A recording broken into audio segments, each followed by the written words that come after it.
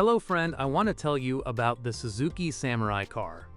The Suzuki Samurai is an incredibly graceful and sometimes surprising off-roader. It looks fancy, but it shows its teeth off-road. What's more, it performs brilliantly in the city. However, not everyone will appreciate its rugged nature. Torque is delivered to the axles via two drive shafts. The Samurai uses clutches in the front hubs, the SJ didn't have them. The transfer case has a relatively quick ratio, and the engine revs high, so it has a lot to do, for example, in deep sand. The situation worsens when fitted with larger wheels and off-road tires, which the Samurai has some issues with, as we'll discuss in a moment. The Suzuki unit doesn't impress with either power or torque, and worse still, it had a high revving nature.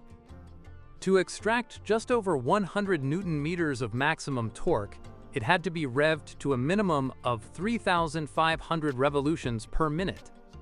Maximum power was available at 6,000 revolutions per minute. This, in turn, requires intensive use, which in turn impacts durability. It's not that the Suzuki engine is bad, as models driven primarily on paved roads can easily reach 300,000 to 400,000 kilometers.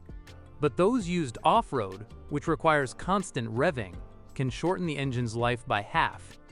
In terms of operation, the Samurai's heart is no different from other Japanese engines. Regular maintenance and valve adjustments are essential.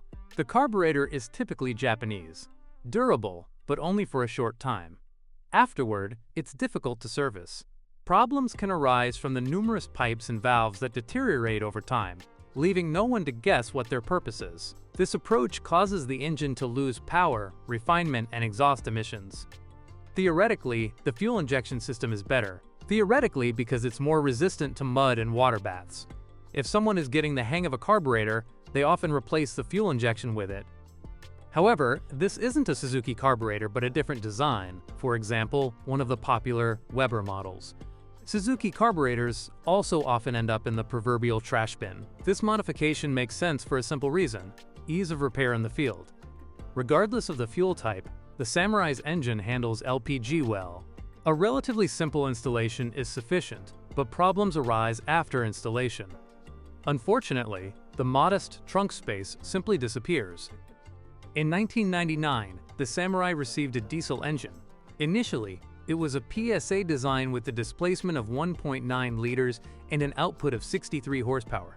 Unfortunately, for a turbo diesel, it didn't impress with its torque, peaking at 114 Nm at 2,500 revolutions per minute. However, it was proven in many cars, not just French ones, and was refined, quite durable, and easy to maintain. 2 years later, it was replaced by a naturally aspirated Renault diesel engine of similar displacement and power, with a slightly better torque curve. Unfortunately, neither engine offered any significant advantages over the gasoline engine. Fuel consumption was only slightly lower, and the car still required revving to move. The Renault engine, on the other hand, was more resistant to water but also more prone to breakdowns. This is, of course, when comparing cars of the same model year and with similar mileage. Of course, if a small Suzuki is going to do great things off-road, it needs solid tires. And that's the problem, because not only is the drivetrain not indestructible, but the transfer case has a small gear ratio. The difference between H and L is just 1.6. Samurai owners look for transfer cases from the SJ410, which had shorter gear ratios due to the modest liter engine powering them. It's also important to note that in 1990, with the introduction of fuel injection, the front differential was weakened by removing two satellite gears. Both differentials are quite expensive to repair and not very resistant to sharp tires/abrasion. Another problem associated with poor gearing and off-road riding is the durability of the clutch, which often has to be operated incompletely. Fortunately, these are inexpensive. Gearboxes can become noisy after prolonged/intense use, and gears become harder to engage. Replacing the bearings often helps. The same applies to the transfer case, which, if operated incorrectly, too roughly, can seize up. This is caused by a worn shift lever bushing. On the other hand, off-road rigid axles provide good axle articulation, though it's still not exceptional, provide good traction over large bumps, and the springs reward you with durability. Another issue is that springs don't absorb bumps well during fast driving, which can end in disaster. Power steering isn't always available. It was standard equipment only in diesel versions. A light car doesn't necessarily need this feature, but those accustomed to the comfort of modern vehicles might find it uncomfortable. Off-road driving on muddy tires also requires more intensive arm work. If the Samurai isn't equipped with power steering, it can be retrofitted. Systems from the Vitara are often used. Cars manufactured after 1996 equipped with coil springs absorb bumps better and don't have spring hangers prone to breakage, but the increased number of suspension components requires slightly higher maintenance. However, in both the coil spring and coil spring Samurai, the suspension components are inexpensive. Taking a confident approach to a hill and using a good approach angle can easily damage the front spring hangers. With the bumper removed, they are often the most vulnerable chassis component, and the first to be damaged if the driver is too ambitious in attacking something hard. The rear bumper lights are problematic. Their awkward placement makes them constantly vulnerable to tearing, flooding, burial, corrosion, etc. In a vehicle used off-road, the contacts will rust, making their operation questionable. They are often replaced with DIY kits. Once the mounting points are raised and properly waterproofed, they cease to pose a problem.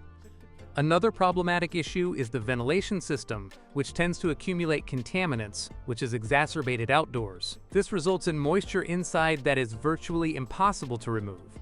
Engines aren't particularly reliable. If the cooling system isn't properly maintained, a motor sawed in first reduced gear will quickly overheat.